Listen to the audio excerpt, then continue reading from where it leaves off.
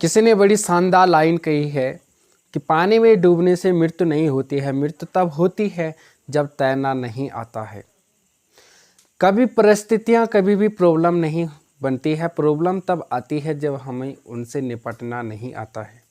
तो नमस्कार साथियों, मेरा नाम है संजय। तो दोस्तों, आज हम लाए हैं एक दिव्यांग राजा की कहानी। एक बार एक दिव्यांग राजा रहता था।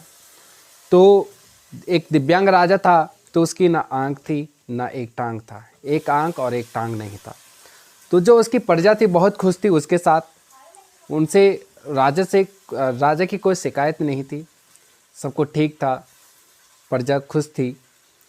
तो एक बार क्या हुआ, राजा अपने कॉरिडोर में ऐसे गलियारे में घूमता है, देखता है वो वहाँ जो पेंटिंग्स लगी हुई थी उनके एंसेस्टर्स यानी कि उनके पूर्वजों की वहाँ तस्वीरें लगी हुई थी और राजा की नज़र उन पे पड़ती है। जब राजा उन्हें देखता है तो जब अंतिम तस्वीर देखता है और अंतिम तस्वीर के बाद जो खालिस्तान होता है उस पे उसकी नज़र पड़ती है, तो वो बहुत चिंता में डूब जाता है। चिंता इस बात की क्यों, वो देखता है कि यहाँ जो हमारे पूर्वज हैं, मेरे पिताजी हैं, दादाजी हैं, तो बहुत सूरवीर हैं। वो खुश होता है कि भगवान ने मुझे इतनी सूरवीर राजाओं के घर में जन्म दिया है, मैं भगवान का धन्यवाद करना चाहता हूँ। लेकिन चिंता में इसलिए पड़ गया कि उसे मरने का चिंता नहीं हो रही थी कि मैं मरूंगा, जब मैं मरूंगा तो मेरी तस्वीर यहाँ पे लगी। उसे इस बात की चिंता थी जो खाली स्थान है यहाँ पे मेरी तस्वीर लगेगी, और मेरी तस्वीर कैसे यहाँ पे लगेगी, क्योंकि उसका एक आँख नहीं था और एक टांग नहीं थी, दिव्यांग था। तो सोच में पड़ गया कि मैं यहाँ पे हमारे जो इतने सुंदर सुंदर तस्वीर यहाँ पे लगी हुई हैं और एक मैं ही अलग इसमें दिखूँगा, मैं एक भद्दा दिखूँगा इसमें, जो कि मैं एक दिव्यांग हूँ। दोस्तों, वो सोच में पड़ जाता है कि अब क्या किया जाए। वो इसी बात की चिंता करता है कि यहाँ पे मेरी तस्वीर लगेगी, लोग मुझे देखेंगे, हंसेंगे मुझे देख के कि एक दिव्यांग राजा है। मेरे मरने के बाद पता नहीं क्या होता है।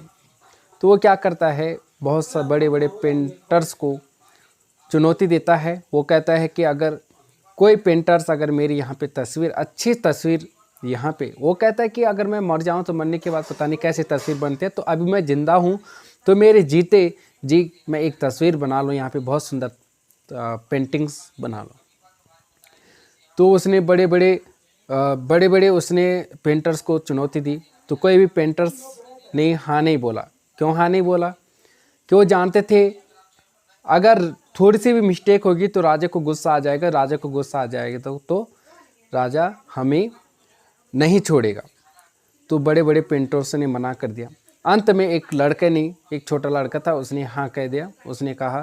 उसने राजा को कहा कि महाराज, मैं आपकी तस्वीर यहाँ पे बना दूंगा। तो राजा को भरोसा था, राजा ने हाँ कर दिया कि ठीक है, आप यहाँ पे एक तस्वीर बना के दे दो मुझे।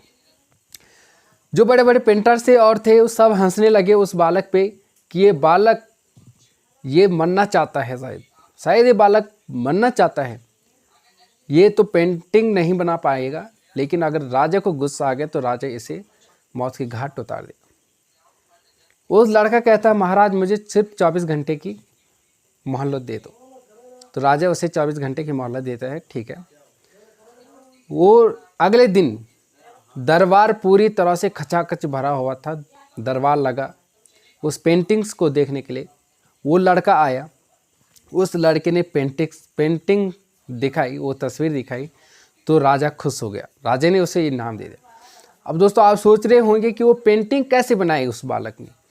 तो जो लड़का था उसने उस पेंटिंग में क्या किया, राजा को उस एक घोड़े के ऊपर बिठा दिया, और घोड़े के ऊपर बिठा दिया तो घोड़े के ऊपर जो राजा था वो तीरंदाजी कर रहा था, और तीरंदाजी कर रहा था तो उस राजा की एक पाँव नहीं दिख रहा था, एक पैर नहीं दिख रहा था।